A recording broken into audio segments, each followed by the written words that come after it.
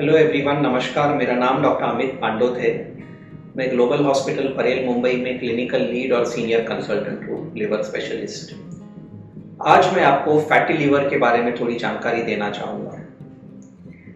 जैसे हम सब जानते हैं कि पिछले 20 वर्षों में इंडिया वर्ल्ड का डायबिटीज़ कैपिटल और मेटाबॉलिक सिंड्रोम कैपिटल हो गया है।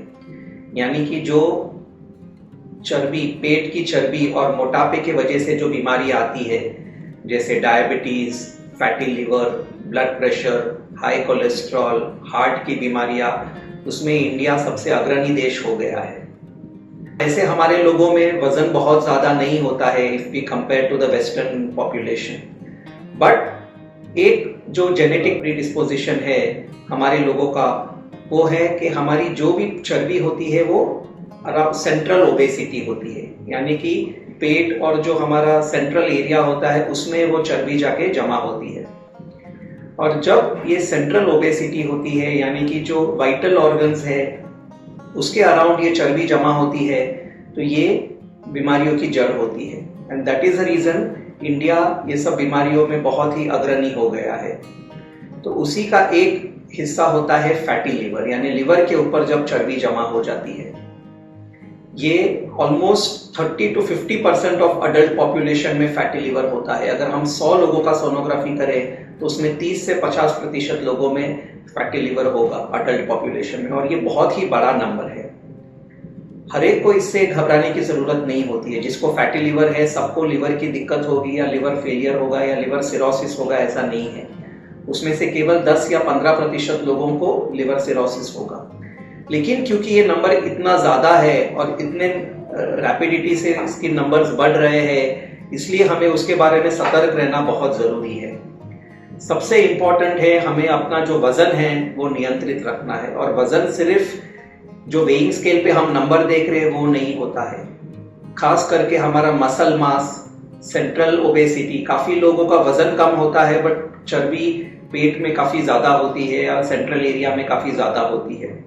तो वो नियंत्रण में रखना बहुत ज़रूरी है। हमारे खाने पीने में बहुत बार देखा गया है कि हम सिर्फ रोटी लेते हैं, चावल लेते हैं, साथ में जो प्रोटीन्स की सब्जी चीज़ें होती है वो नहीं लेते हैं। So we should reduce the carbohydrates.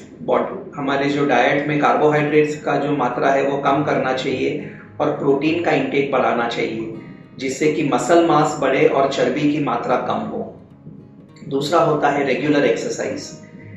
ये बात हम रोज आजकल सुनते हैं, लेकिन फिर भी हम इस पे अमल नहीं कर पाते हैं कि हफ्ते में कम से कम 150 मिनट्स, 150 मिनट कम से कम एक्सरसाइज करनी है।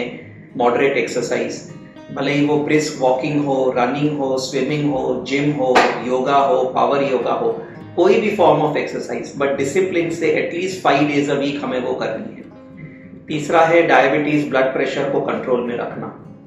ये सारी बीमारियां एक दूसरे से लिंक्ड होती है। जब हमारी मेटाबॉलिज्म स्लो हो जाती है तो जो भी हम खाते हैं उसकी चर्बी पेट में, लिवर में जमा हो जाती है। तो हमें अपने मेटाबॉलिज्म को इम्प्रूव करने के लिए डायबिटीज़ कंट्रोल में रखना है, ब्लड प्रेशर कंट्रोल में रखना है, रेगुलर एक्सरसाइज करनी है और डाइट में चेंजेस लाने हैं।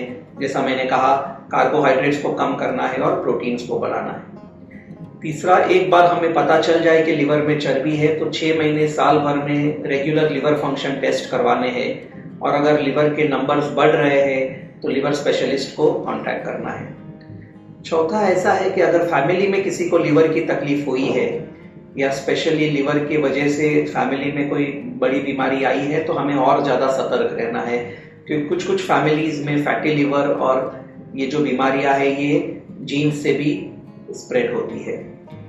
और जिनको फैटी लिवर है उनको और भी इम्पोर्टेंट ये देखना है कि कोई दूसरे साइलेंट लिवर डिजीज ना हो, जैसे hepatitis B, hepatitis C, alcohol. तो उनके बारे में भी सतर्क रहना है, चेकअप करवाना है, अल्कोहल की मात्रा नियंत्रण में रखनी है।